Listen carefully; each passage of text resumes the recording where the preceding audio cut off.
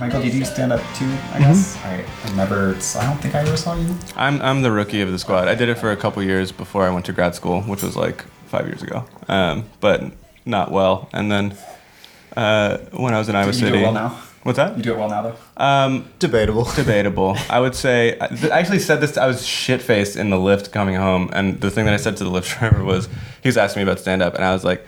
And he's like, are you any good? And I said, like, if somebody paid $5 to see a show I was on, they wouldn't be like, that was a waste of money, but they also wouldn't be like, that was a bargain. So that's kind of how I feel right about now, yeah. That's two beers. I feel like it's a waste of money. Oh, look, MD's throwing herself against the fucking door. She just kind of slammed it. It's open, I homie. think it's unlocked. Unless you locked it. Hi. Hey, what up? That was Anna replacing me because I was so late. Yeah, you're cut. Yes. You're off hanging out. the fucking You came here for nothing. How should we do Is that this? wine? Yeah. Yeah. Don't judge me. I'm not judging you. Oh no, she was envious. Yeah. I Yeah, heard what do the you- tone there. That was, is that wine? I told them that I would only have some as long as it wouldn't be drinking all of yours. Oh, because yeah, it came out of the thank you. box. Oh, nice. First. So Benjamin says that you were up until...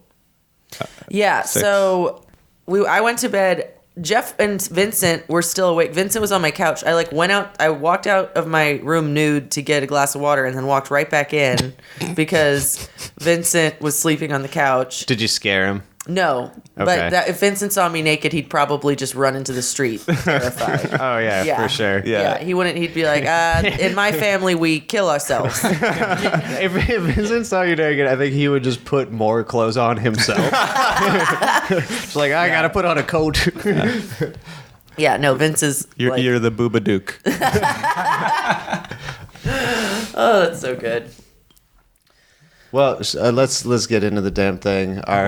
Our guest today is Corinne Green. For better, for worse, probably for worse. Yeah, I'm Corinne Green. For all of you at home who are going to surely be talking about this with your friends, I use she, her, or they, them pronouns. And you want to give us a gist of the work that you have done? Yeah, so I am a policy advocate. You might have heard the term lobbyist before. I'm a lobbyist, but I'm a lobbyist for good. I do social justice policy development, so drafting, lobbying for passing, amending legislation, regulations. I work primarily in the fields of queer rights and harm reduction, drug policy, and kind of any broader intersectional issues I get into. I started doing this work in Louisiana, and then for the last year and a half, I've been doing it nationally for Transgender Law Center, which is the largest national trans organization based in Oakland.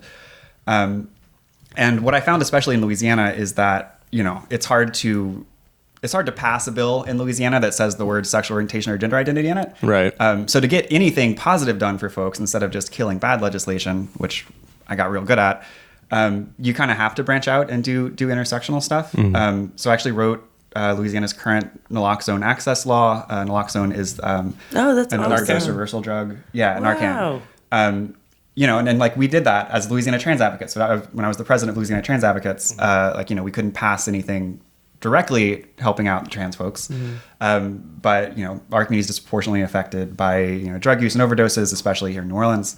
And so we kind of got creative and branched out and wrote and passed that. So trans folks did that for everybody, and everybody benefits with access to Narcan. So that's my career and also my hobby. It's not a great way to organize your life, but that's without boundaries between. Right. Yeah.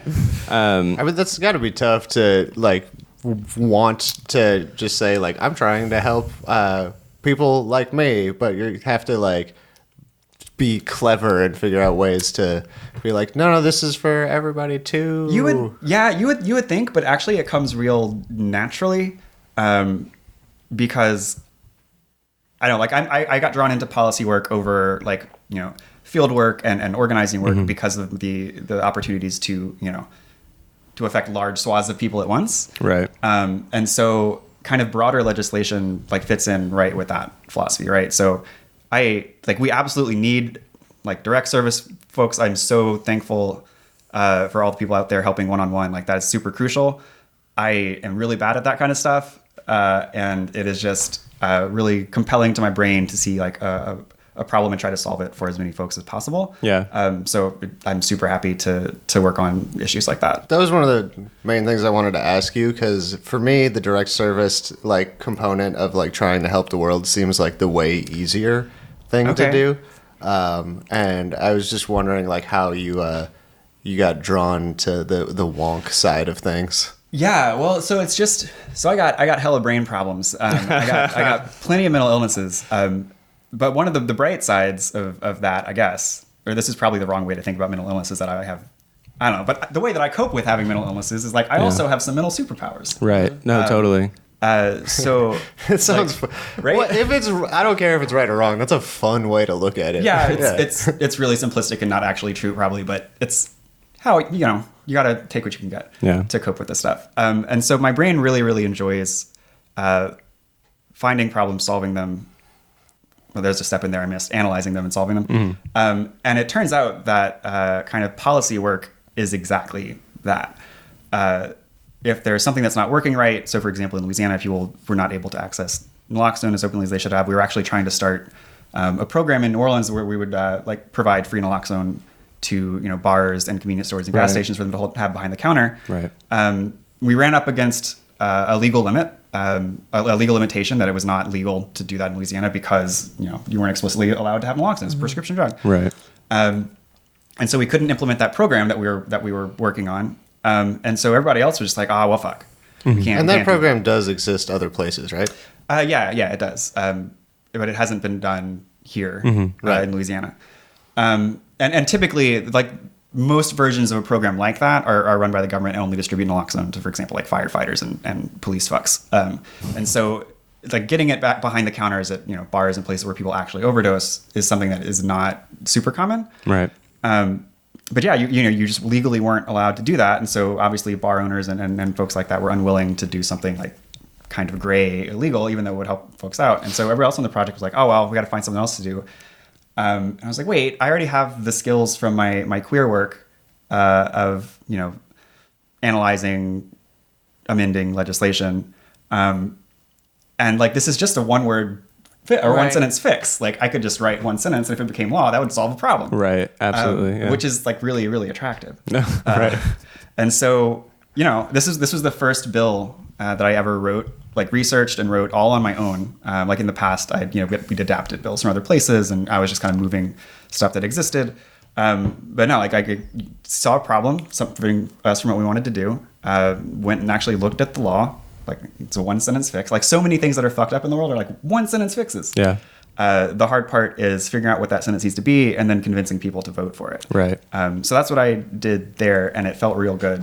Yeah. So for people who might not know, catch us up on what naloxone and Narcan are the same thing. Yeah, Narcan is the brand name Okay. drug. And they can save people who are overdosing and also people who take the wrong drug, or no? Well, if you take something and it's cut with an opioid, so like cut with fentanyl, cut with heroin, cut with anything like that, and your body's not used to it. So like if you're out there and you buy ecstasy and you're like, oh, this is gonna be great, I'm gonna take ecstasy.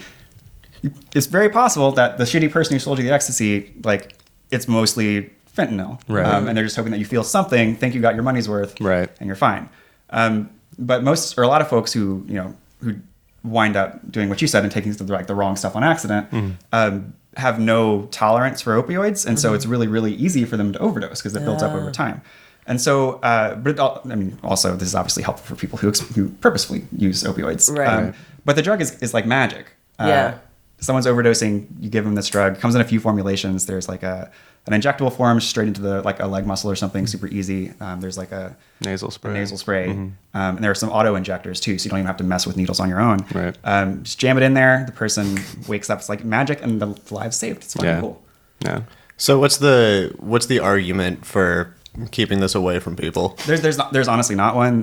The one that assholes try to use the most is, well, if people can come back from an overdose, they're going to just shoot up even more. So they should just die. Right. Yeah. Which is fucking let them die in the streets. Which just obviously is not borne out in any data or even common sense. Right. Yeah, I heard some thing on NPR about this, and someone was talking about the counter argument, and it doesn't make any sense. It really doesn't. Because it's like, well, people are likely to overdose again, and I'm like, yeah, because they're alive. Like, Exactly. yeah, because I don't know. Are there like sort of nefarious agendas that actually are harmed by naloxone accessibility? Like, No, I mean, you would think The even the drug funeral makers would be industry. behind it, right? Because Right. the people who survive longer get to buy more Right. OxyContin or Right, whatever. yeah. So as far as I know, there's not much so it's just general conservative just squeamishness general around conservative drug use. squeamishness, Yeah. Squeamishness and like probably a bit of like, they're better off dead. Right. Like And there yeah, has to be like some moral, like yeah, full-on moral malicious judgment. Yeah. Like all the Eugenics, stigma yeah. around people who use drugs built into that. Yeah. Right.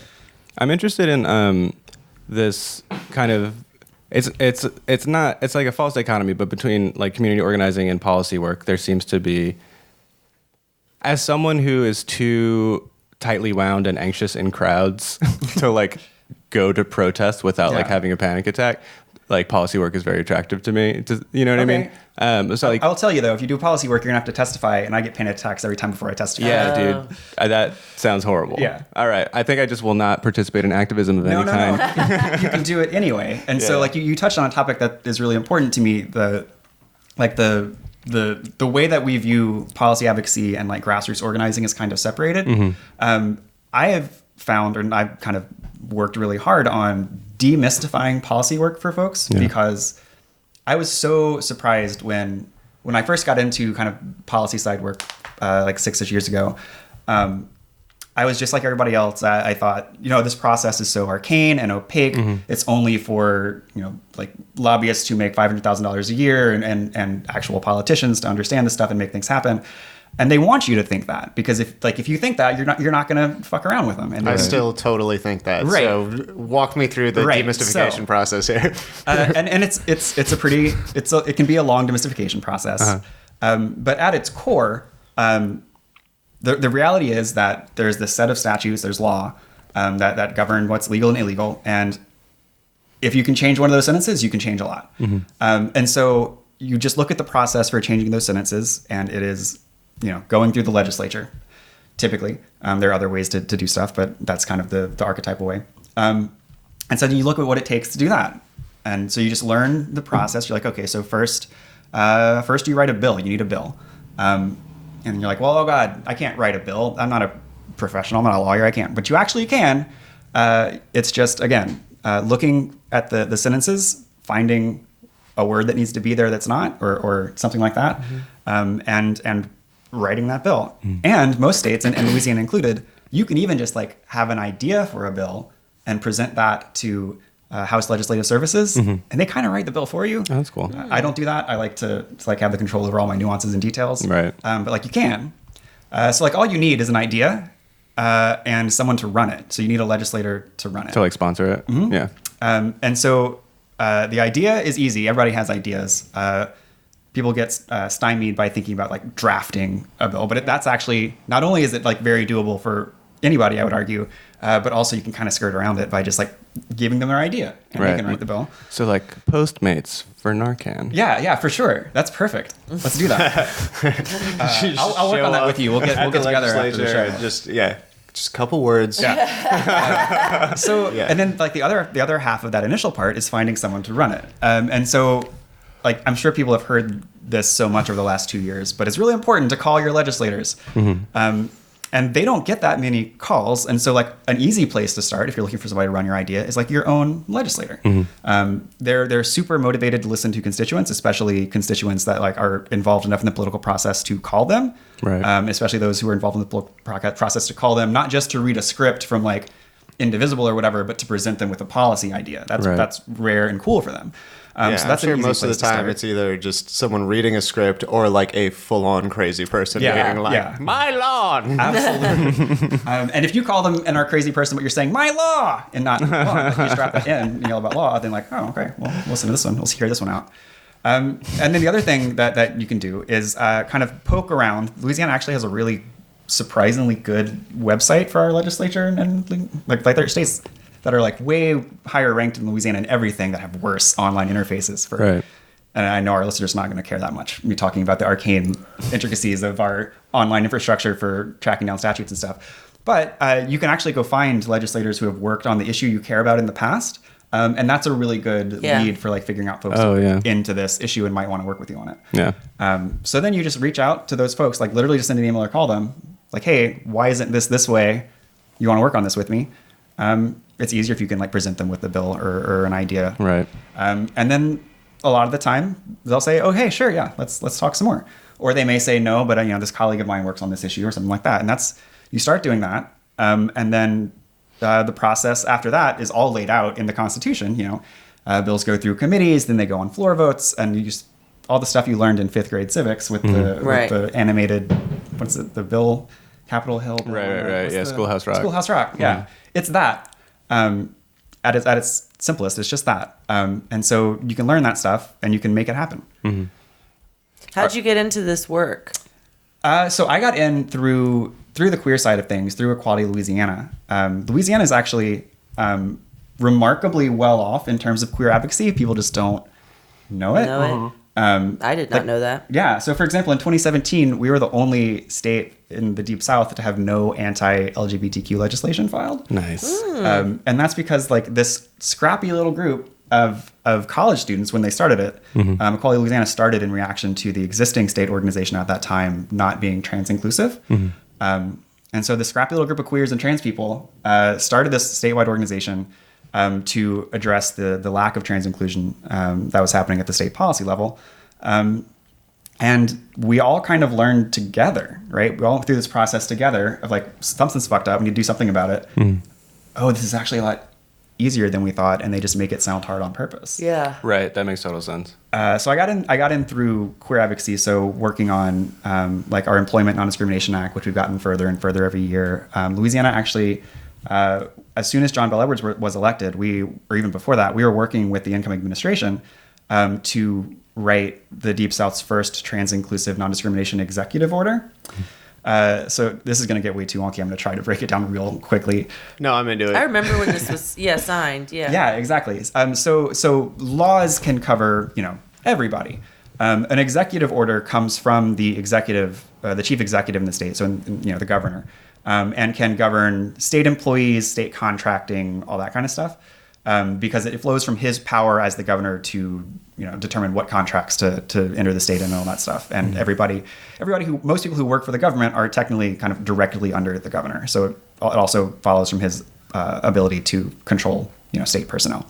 And so the executive order forbade discrimination in the issuing of state contracts, in the delivery of state services, and all this other stuff that is in the purview of the governor's office. And we were the first state in the South to have any sort of statewide protections for trans people through this executive order that didn't get much attention because A, it's Louisiana, nobody gives a fuck about Louisiana except those of us who are here. Right. And B, because there's just A. There's just A, really. Yeah. I'm glad that I didn't have to read the NOLA.com comment section on that. Yeah. That would have been pretty grim. I didn't either. I broke myself of that habit several years ago. Yeah. So let's talk about the practice of being a lobbyist and like the way that your experience parallels and also diverges from like a K Street lobbyist in a $4 billion suit. So that's a cool reference. K Street is the street in DC with all the high-powered lobbying firms on it. Oh, I didn't know that. Yeah. Deep cut. Yeah. Unless you're... I was going to pretend I knew Michael's what that very was. smart. I was going Yeah. So probably, I guess, the main difference that most folks will be very familiar with is, when you come from nonprofits, I can't pay for somebody's junket to Thailand or anything, Right. like those guys do. Yeah. I have to appeal to I have to make moral arguments and stupid shit like that. Which, is hard these days. They don't know anyone wants that. Yeah. If you do good, trip to Maui or something, they're going to. Right. So a lot of Man, it, I'd be so easily corruptible. Right? Damn, you just spelled it out so clearly. So you have to kind of find ways to speak to folks that are very, very simplified, that are very concise, and it's been a challenge. So again, I'm transgender. I'm sure that nobody listening could tell. I also have to work around that, especially in Louisiana. Interesting. Yeah. Just because, there are lots of people who have knee-jerk reactions to that. There was some pushback from other progressive folks, for example, when we ran the naloxone bill that I wrote as Louisiana Trans Advocates. That was the Louisiana Trans Advocates bill. People were worried that, the fact that trans was attached to the name of the bill was going to cause it problems. Right. And the fact that, I as a trans person would be out there lobbying it would cause it problems that it wouldn't otherwise have. Right. Was it people that just sort of doubted that anyone else would listen to the message? Yeah, absolutely. It's the conventional wisdom. There are so many. Well, I guess. Do you think it was that and a genuine concern, or do you think it was their own prejudice? It's definitely both. Yeah. Definitely both. It's always both. And that's a legit concern, right? But those folks who listen to the conventional wisdom have been doing the work, but they haven't been doing the work as a trans person, for example. And so I knew from experience that I could get people to listen to me. I was able to connect with legislators in ways that resonated with them, and that I knew that this wouldn't be a significant impediment because I'd been doing that and built those relationships and knew. And so that's the other thing that you kind of have to work at harder if you can't throw money around, is building relationships with legislators, so that when something's coming up and you need to figure out how somebody's going to vote, you can give them a call, and they'll pick up and be frank with you.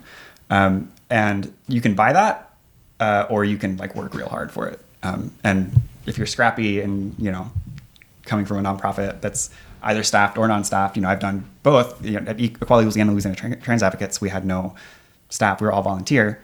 And now I'm coming from, for the last year and a half, I've been paid to do this stuff nationally. But still, from a nonprofit, you got to take the approach of connecting with folks and building those relationships.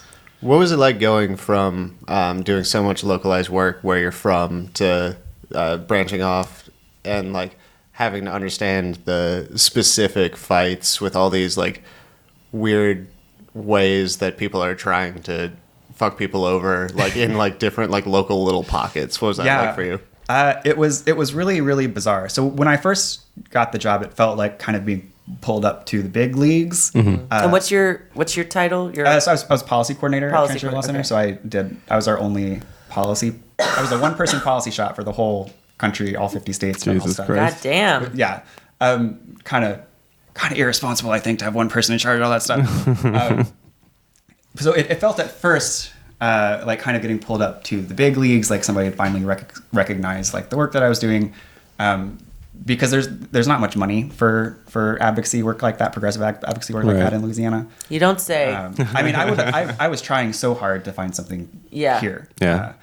And you were living at home, right? I was sorry to bring that up. I was living at home. I was also living in. I remember being I respect her a lot for that. I was living because they didn't pay you, yeah. And also, I was living in an office.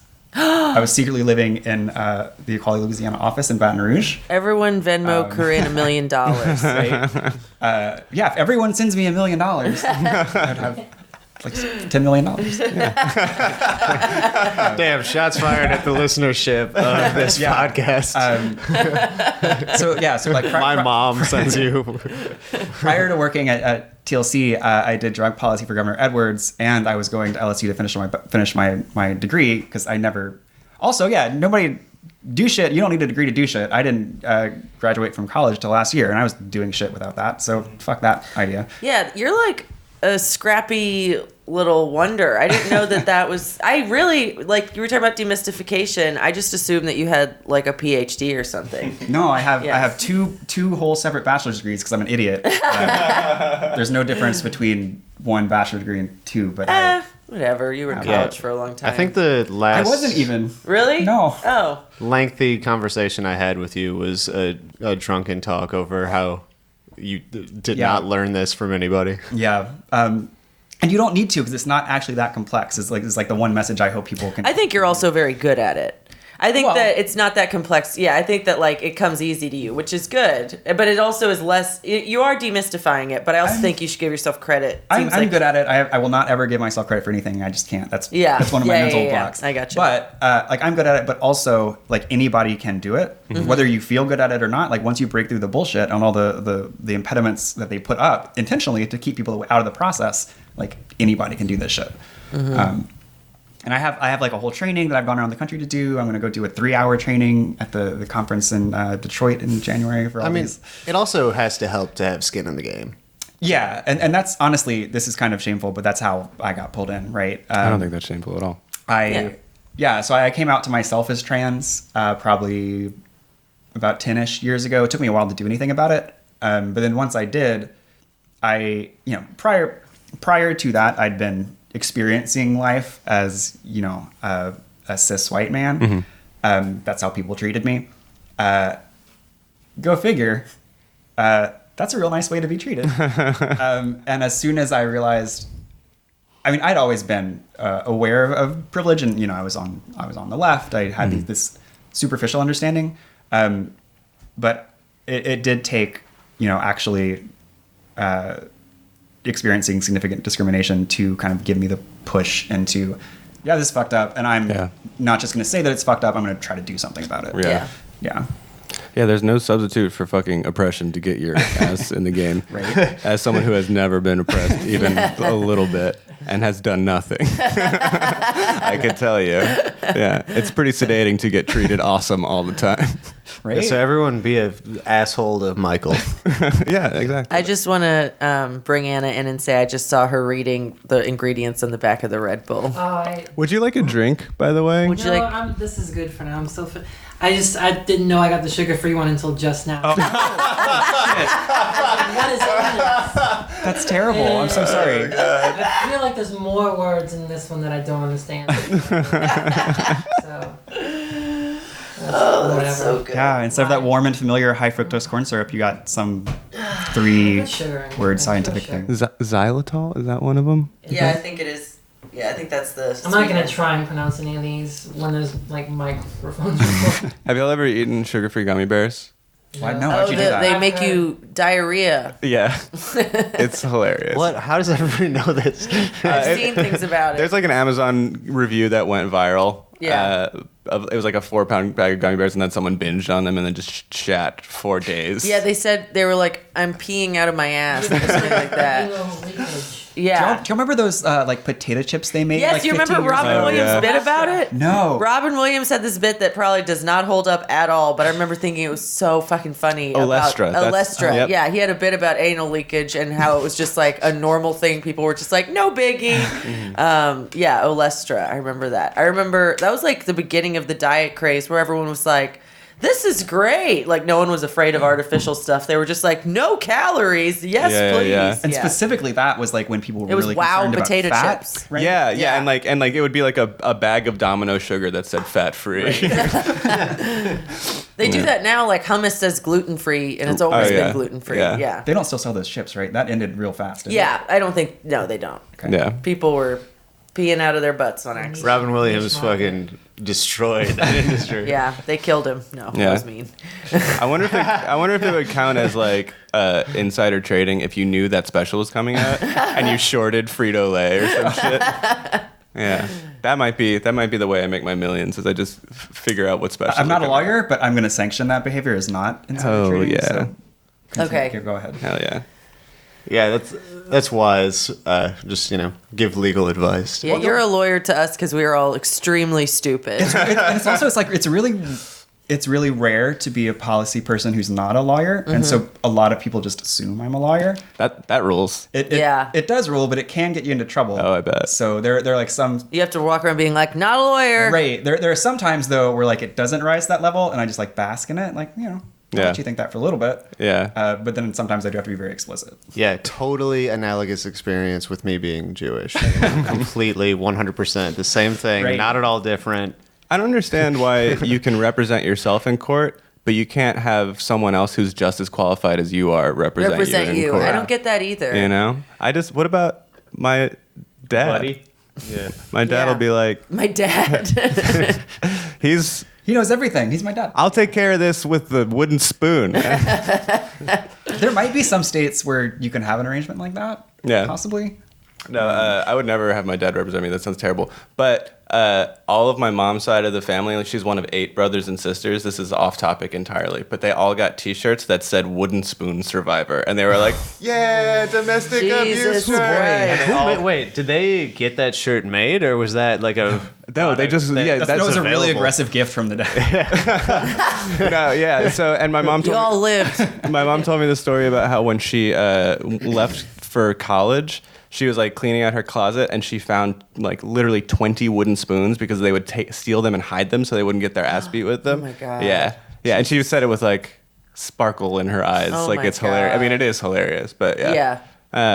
Yeah. Louisiana has, I don't know, again, if like you can have a non-lawyer practice law for you in Yeah. Louisiana. I would need to look into that. But Louisiana does have some really neat, goofy bullshit laws. Yeah. Well, it's still on like the Napoleonic Code. Right, exactly. right? It's like one that's thing wild. that I learned That's my favorite Dan Brown book. like a year ago is just like there are 2 ways to have to like establish a will in Louisiana. Mm-hmm. You can do it like the boring way and, you know, like get it notarized or have it done officially or whatever. Is the other one murder?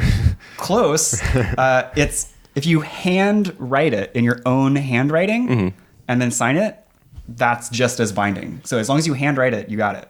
Okay, so one more Christmas anecdote.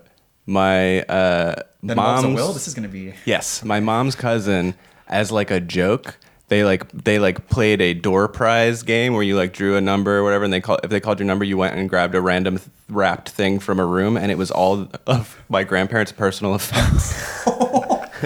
and there were people there who were participating in the game who were not related to any, like who were just like girlfriends or whatever. And so and there was a limited number of these prizes. And so I just had to like watch my aunts and uncles just tear up when they realized that some idiot had gotten like something that was important to them. And the best one Who was came up with this system? right. yeah. Why did everyone respect the game? So Yeah, I'd be like, fuck you, you little bitch. I'm taking that. I ended up, we did that afterwards, but the best one was my cousin who's my age and just kind of like a stony, like long hair, like sunny California looking kid who I love dearly. And he got my great grandfather's handwritten last will and testament.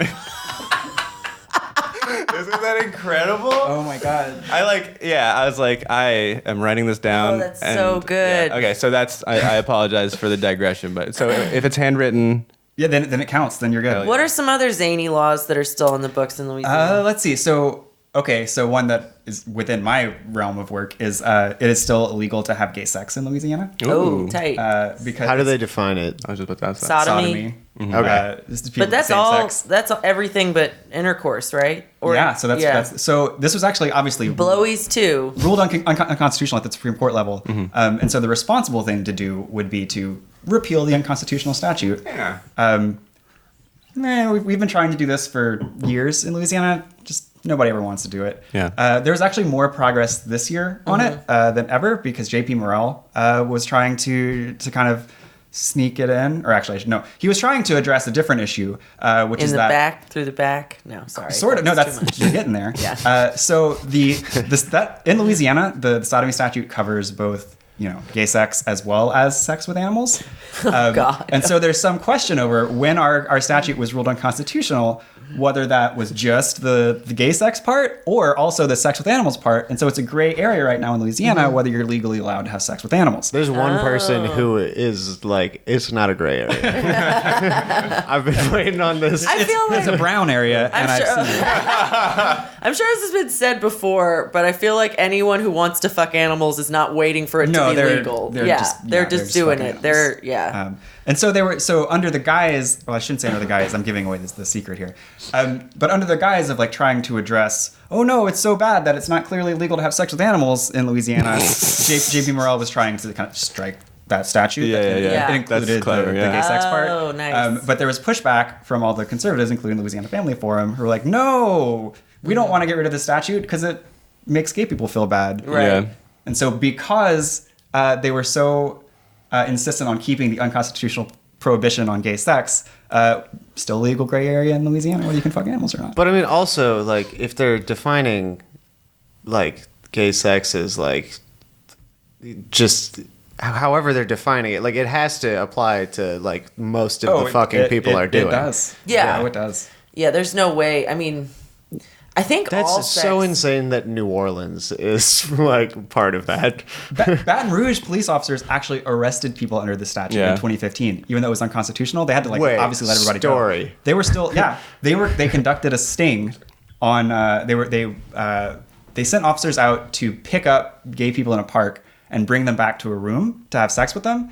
And then the moment that the person consented to have sex with the officer, they arrested them for gay sex. Jesus What Christ. the fuck? and, In 2015? Yeah. Wait, how did they know they were gay? Because they picked him up and went back to the room and agreed to have sex with them. Yeah. No, but like, why did they pick those people? It was probably No, a park they people were sent- like cruising at. Yeah, exactly. And so they Oh. sent undercover folks through the park to Oh my god! I mean, isn't that like is there anything that's more clearly entrapment than that? Like, Well, entrapment is It's a whole thing that would be really boring to get into, but it's not technically entrapment.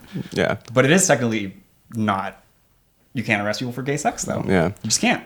What's the Or you can arrest people, you can't prosecute. Yeah, what's it them for called? So because of federal law, right? Well, yeah, because it struck down the state statute. Yeah. That was So unconstitutional. okay, but like even I'm very stupid, and I'm You're not. no. no, what I'm here we for all anyway. are. No, yeah. mostly because I'm an alcoholic. But cheers. I think okay. I'm the one who asked for a glass of wine. Seems like It was past noon. It counts. There's brandy in this, girl. Yeah. Don't worry. So wait. Okay, so the statute. So it's even though we had the law on the books in Louisiana. The reason that it was illegal it's not because it's entrapment, but the law was not valid anymore because Right. of federal law, or Right. just because it's obviously stupid. No, yeah, because the Supreme Court, Had- explicitly ruled it unconstitutional. Okay. What's the word for a case that like an organization will take on with the explicit purpose of taking it to the Supreme Court? Is there? Yeah, that's called impact litigation. Okay, I volunteer as animal fucking tribute for this impact. What animal would you fuck? Whoever will have me. Tippy. There is some good questions about No, Tippy's scary. animal Don't consent. fuck Tippy. No, I'm not gonna have sex with my cat. Don't have sex Someone- with Tippy. That power dynamic. Don't have sex with anyone's cat. All right, you know what? You're starting to make a lot of sense to me.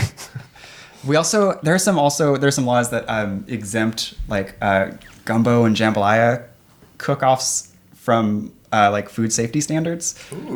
So like you can I wholeheartedly agree with that. you can like just cook your like everybody does this anyway, but we have like specific carve outs in the law for your like outside jambalaya giveaway to be legal. So just some fun stuff like that. What were So- you going to say? Oh, Horse meat in the jambalaya?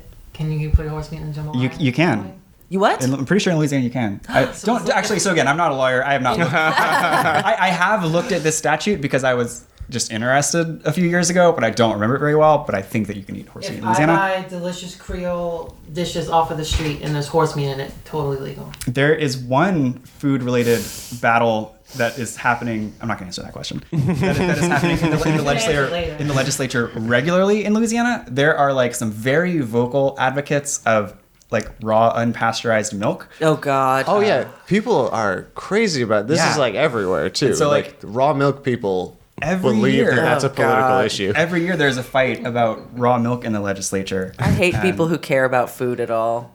It's the next CBD. This raw milk. Oh God. Yeah. Once I was in a hearing at the Capitol, and also at hearings at the Capitol, they never read my name right. So like they were supposed to look at it and say, "All right, Corinne from Louisiana Trans Advocates."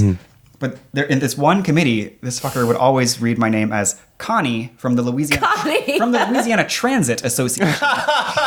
And I was like, I love public transit. I wish we had a transit association. Yeah. Connie's a cool name. Yeah. Yeah, it's needed here That's for not sure. me. I'll get up and yell about this other thing anyway, though. Yeah. so fun. I thought you were gonna say like Louisiana Trains Association. Just about. That is Yeah. how I've always imagined like legal proceedings or whatever to be in Louisiana. Just people like old people Oh, yeah. that don't know where they are and can't read. Yeah, but they're It's just- doing it in a Cajun accent. Yeah, it's just Corinne and Foghorn Leghorn. We're going at it. Sometimes he wins, sometimes I win. No, but in this hearing, this woman got up and was yelling. Connie, sorry. Yeah, no, it's a constant source of amusement for me as well. So I'm glad that you can appreciate that. Oh, good. This random bill about like being allowed to use electronic devices to keep track of bingo results in bingo halls came up, and this woman got up. I think she was very against the use of electronic devices in bingo halls. Yeah, Russian meddling is the Right. So in the same hearing, that had like tax bills and like juvenile justice reform bills and stuff in it, and like our non-discrimination bill, she got up there to yell about this, and she ended with something to the effect of, "This is the worst legislation I have ever seen in my entire life." And I admired her spirit. Like, you've got to be that passionate about Yeah. something. She's Right. out there trying to make change just like I am. Yeah. Wow. We have different priorities, but She's absolutely doing more for her beliefs than I am. yeah. Yeah, her beliefs are just stupid and don't matter. but- I don't get the problem with electronic bingo. What is it? I mean, I can try to find this lady and connect you. Yeah, I'm I'd sure like that- to. I'd Get love her to on have her on the pod. show. Yeah. Get her on the pod. Crazy lady, go on Chapo. I mean, the pod. Yeah. And again, I don't know how Louisiana is this progressive with this stuff, but all of the testimony and the hearings and stuff are recorded, and so you could go and watch the video of this lady if you, Hell if yeah. you wanted to. Yeah, I do Hell yeah. want To find to. her name and everything. I do want to. Yeah. That sounds great. Back to anything relevant whatsoever. So once you made this jump to the big leagues, what were like some of the fights in places you probably weren't familiar with? Yeah. So I know Louisiana's, legislature really well. It turns out that the other 49 states each have their own stupid quirks with their legislative process. Like, for example, so like in Louisiana, there's I'm trying to figure out how to talk about this in a way that's not going to literally bore everybody to death. There are just a lot of differences between states in terms of this stuff, and learning those was my first hurdle to overcome.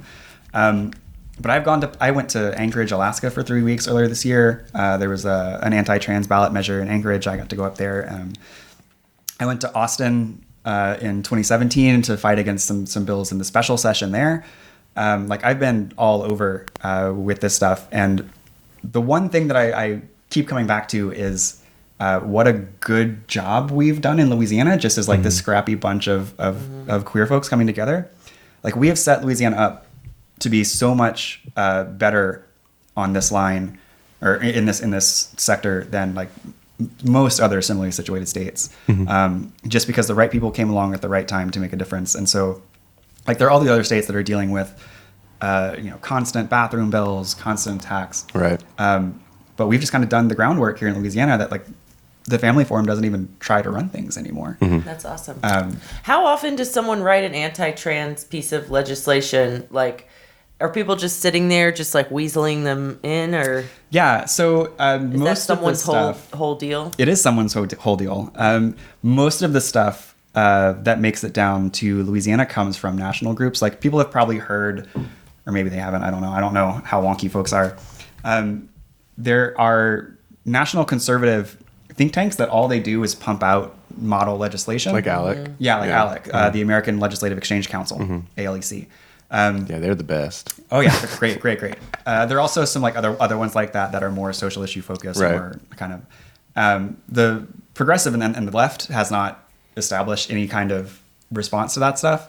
So none of your work was like producing boilerplate for. No, that was my work. Oh, okay. Something that I think needs to happen. Okay, cool. But we don't have, ALEC. I'm sure their budget is like $100 million a year or something. Oh, minimum, yeah. And this was just me on my own time being like, someone should do this. I'm going to do it. Goddamn. But yeah, so they churn out these things and they send them around the country, and that's what winds up in state legislatures. We do have in Louisiana some, for example, one of our anti-trans hobby horse people practices conversion therapy. Oh, Jesus. So this practice of trying to convince gay people that they're not gay, that is illegal in like 30 plus states. Yeah, right? I was gonna ask, like, that's illegal most places, right? I think most is an appropriate term right by now. Yeah, I think at this point, 2018, most covers reality. But in Louisiana, people are always like, hey, do you want to try to run a ban on conversion therapy in Louisiana? I'm like, y'all, Valerie Hodges literally practices conversion therapy. Like, I'm not. Goddamn. Yeah. And so we still have some people who are kind of doing their own thing, and you can tell when a bill comes from either like the professional folks or like one of our little goofy people who just like hates trans people, from how much it conforms to certain standards, how far it goes, just like how well it's put together. The stuff that our people gin up on their own is like really poorly constructed. It's like language that doesn't fit together, all this stuff. But most of the stuff we get has been coming down from above. But again, we've positioned ourselves to a point where people don't even run that stuff anymore because they know it won't go anywhere. Yeah, I've heard stories specifically with ALEC, so like less this issue focused, but of like it going to the legislature still with the ALEC stamp on it. Yeah. That's wild. Or like literally referencing, counties or parishes in a different state or something, because they just literally copied and pasted it. I'm interested, how much work did you do in Texas? Because I think Austin is a really interesting geographical situation where it's like a super liberal town in a super red state, or not less and less, but fairly red state, insulated by so much distance. Like I imagine that the community organizing and resistance is pretty intense there. Yeah. So the state itself presents some unique challenges because of how large it is, how spread out it is. And so I went to Texas for about 3 weeks in 2017 during the special session. So special sessions are sessions of the legislature that are called outside of the normal calendared session. So in Texas, the legislature meets every other year. So they met in 2017. They didn't meet this year. And so thank God, because Texas is a clusterfuck every time it meets. And so I went there to handle the special session that dealt specifically with bathroom bills. And what I found was the local advocates had done such an incredible job organizing a broad cross-issue coalition to oppose like all of the special session was called for a couple of reasons there. It was one of the main reasons was to attack trans people. One of the secondary reasons was to attack immigrants. And there was another, like the tertiary reason was about like charter school bullshit. So people from all of these issue areas came together to form like one coalition to oppose like all of these regressive attacks. And so there were folks there in Austin from all over the state. And it was absolutely incredible. Like in just as an example for one of the bathroom bill hearings, opponents of the bad legislation, of the anti-trans legislation, outnumbered supporters 10 to 1.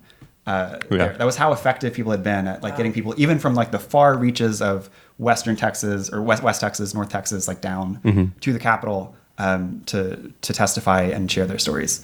So that was one of the coolest experiences. That happened like only a couple weeks after I joined TLC. Oh, that's nice.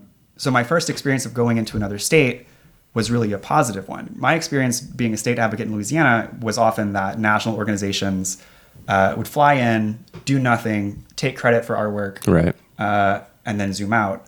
And so I tried to approach in Texas and going forward every other state that I've been to, approach it the exact way that I would want someone from a national organization approaching me when I was running state organizations in Louisiana. I think I've done that. Anybody out there can correct me, but I think I've made those connections and built that trust and focused more on empowering and supporting local and state advocates who already know exactly what they need versus imposing kind of a national agenda or strategy. Right. And so it was really exciting for my first experience to be going to Texas, see the system that local folks had already set up, and just plugging in there to help out however I could. Like in that instance, it was staying up until 2 a.m. writing bullshit amendments to run out the clock on this bill, which is really fun if you're the particular kind of nerd that I am. How ridiculous did they get? Very ridiculous. So for example, several that I wrote, you often can't isolate specific schools or counties or whatever in legislation, but you can say like any county with a population of between X and Y or whatever, right? The same way that they attack Planned Parenthood at the federal level. They're like any organization that gets more than X funding or whatever. Right. So I turned out several that were like the exact same amendment, just dealing with counties of different sizes.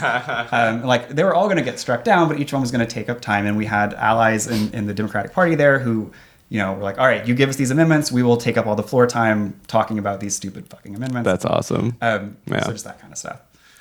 Yeah. It's crazy that like things resort to that and people aren't just fighting. Like it's like They do. I like believe- physically. Like so one Texas legislator threatened to get another deported. Whoa. Jesus. that sounds like some Texas shit. Yeah, threatened to get like all of the people, Wait. the visitors deported. What the fuck? Dumb question, but to be a legislator, do you have to be a citizen? You do. Oh, okay. But so that you was don't. just... You don't have to be not racist. Right, okay. Yeah. yeah. How can you just be like, I'm gonna have you deported because I don't like you?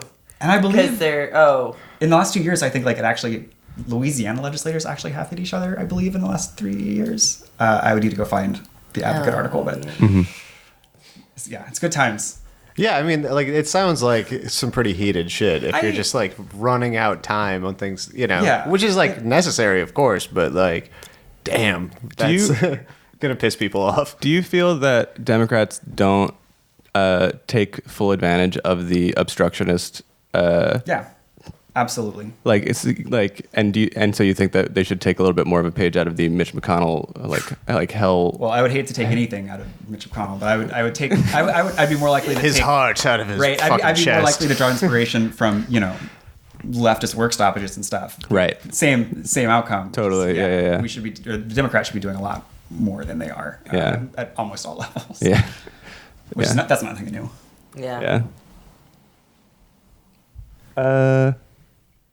We got some more time. So when you interact with I'm really interested in like the day-to-day like nitty-gritty of like forming relationships with these politicians and stuff. Like Your restraint is admirable. Motherfucker. I went through a word bank in my head. But do you get lunch with them?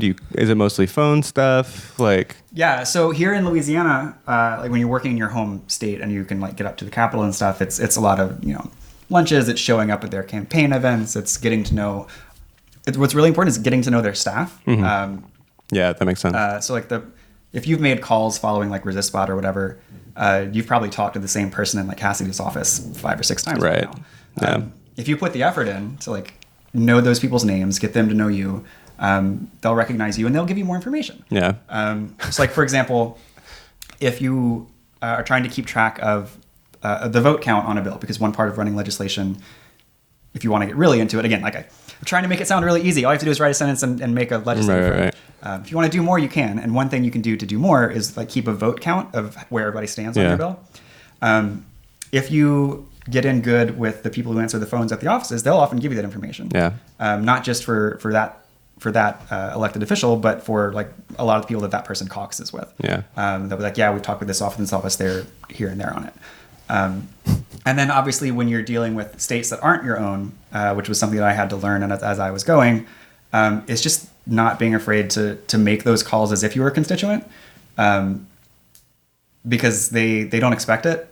And as soon as you do, people are a lot more open and willing to engage than you think, even if like it definitely helps to be able to say, hi, I'm Corinne Green from a national organization, Transgender Law Center. But even if I didn't have like a title or anything, like you can still get really far with stuff. Yeah. And that's the other part of this that folks should know is like, just call and talk. Stuff will happen. When we were living in Iowa City, my girlfriend made kind of a sport of calling Chuck Grassley's office. And she never got him on the phone, but got like the same staff member over and over again. And she said like I could hear his boat shoes squeaking through the phone. But like I think her experience was that even if they are completely inimical to everything you believe in, they're still like so relieved that you're sane. And like that it's just like even if they hate your guts politically, like the fact that you are able to carry a conversation, like they'll talk to you. I also think with like any job, if you have to do something at your job that's not the thing you would be doing anyway, you're like, oh, I'll do that. Yeah. For sure. I bet the answering monotony. the phones is like not that bad for staffers. I don't know, maybe it is. It's pretty bad. It is, probably. yeah. I don't envy them. Yeah, but at least it's not at you directly. At least it's like Right. someone else is a huge fucking asshole, and you're just like, "Psh, yeah, I don't know. I've had people like that. Like often, especially when you call people in DC, like they'll have like, the people answering the phone will be 20-year-old interns or whatever, and Right. all the 20-year-old interns they're gay as fuck. Right. So like you talk to Cassie's office, you talk to some 20-year-old intern, they're like, yeah, I support the Non-Discrimination Act, blah blah blah. Like our office is not going to vote for it. Sorry, but Yeah. that kind Oh, of that's stuff. cool. Wait, but they wouldn't say that, right? No, they'll say that. Oh, really? Wow. Yeah. I mean, if you work at it, If you work at it, yeah. Are you ever like, you should get a different job? Whenever I call, it's always because I saw on Twitter, everyone's like, call your legislators about this. And I always end up talking to a staffer and just basically going through a script. And then I can just hear them being like, yep, heard this one already. Yeah. It's really important though, and because what they do, the way that they handle that stuff is they literally just take down tally marks. Yeah.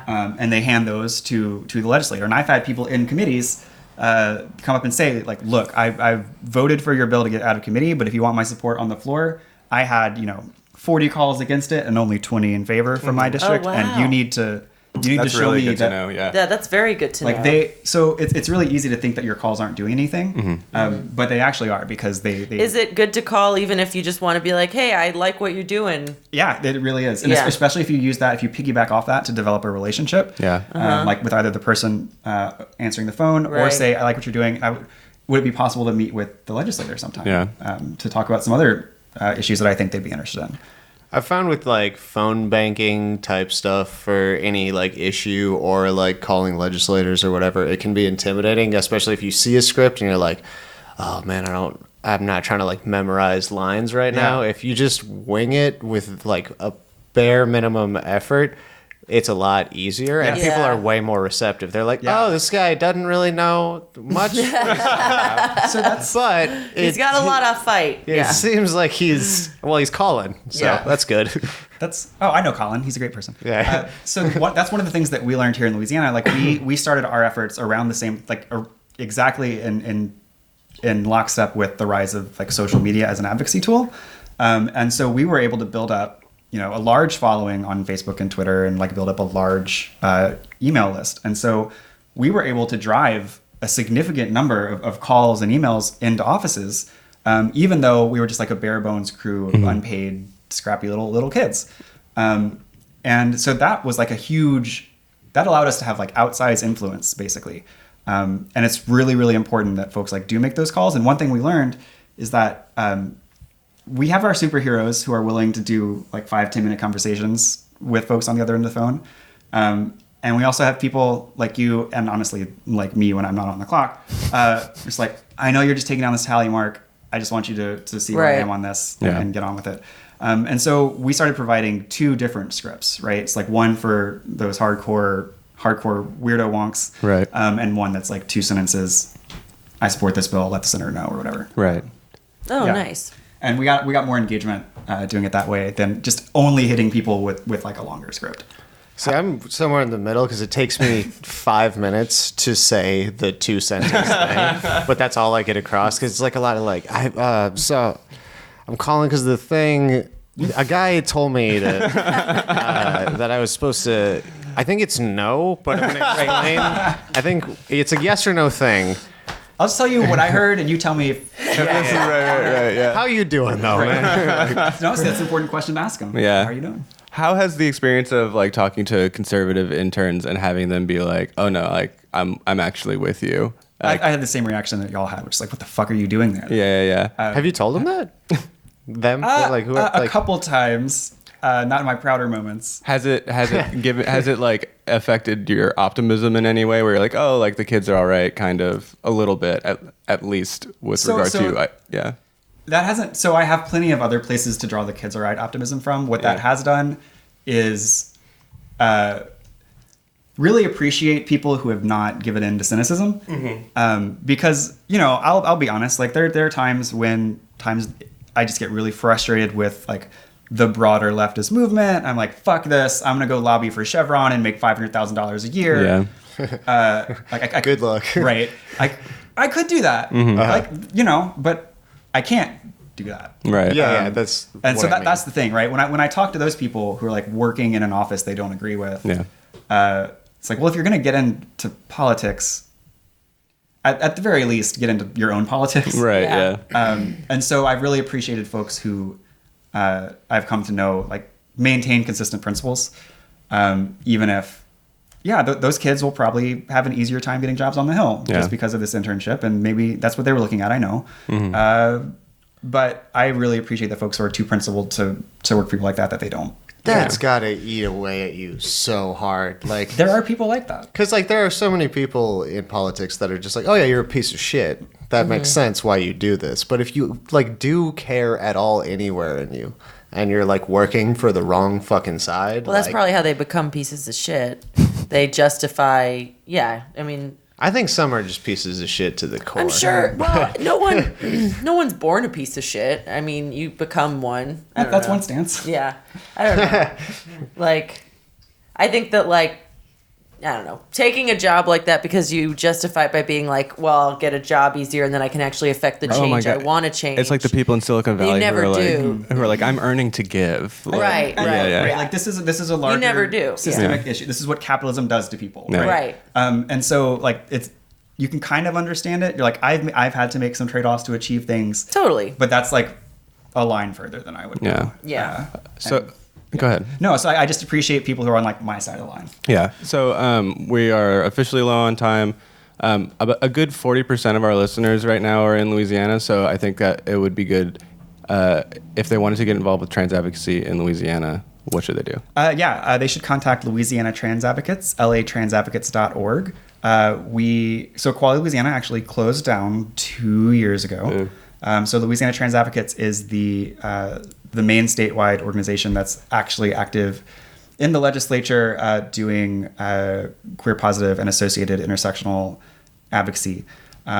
We also run the nation's largest state-focused online support group. So if you're a trans person out there looking for support, we run a Facebook group, Louisiana Trans Advocates. We also run support group meetings around the state. For folks, we have a name change fund that we just launched about a year ago. If you need help paying for That's awesome. updating your name, getting new documents, we help with that too when we can. Reach out to Louisiana Trans Advocates to get involved with trans advocacy in Louisiana. And I would also encourage folks, again, to think broadly about what is your core issues. Like if you mainly care about queer rights, like think broadly about what queer rights entails, and get to the point where you understand that it involves justice reform, it involves juvenile justice reform, it involves harm reduction and drug policy changes, it involves all this stuff. And then also just don't feel like this process is impenetrable, it's not for you, because that's bullshit. It looks like that because they want it to look like that. But if you just pierce the veil, you can make cool things happen. And Louisiana Trans Advocates can help with that too. And we'll have links to all this in the show description. Yeah. Thanks so much for coming on the show. Yeah, thanks, y'all. This was really fun. Thank you, Connie. Boost. Yeah, wait, I didn't even shout out the Louisiana Transit Association yet. All right, laters.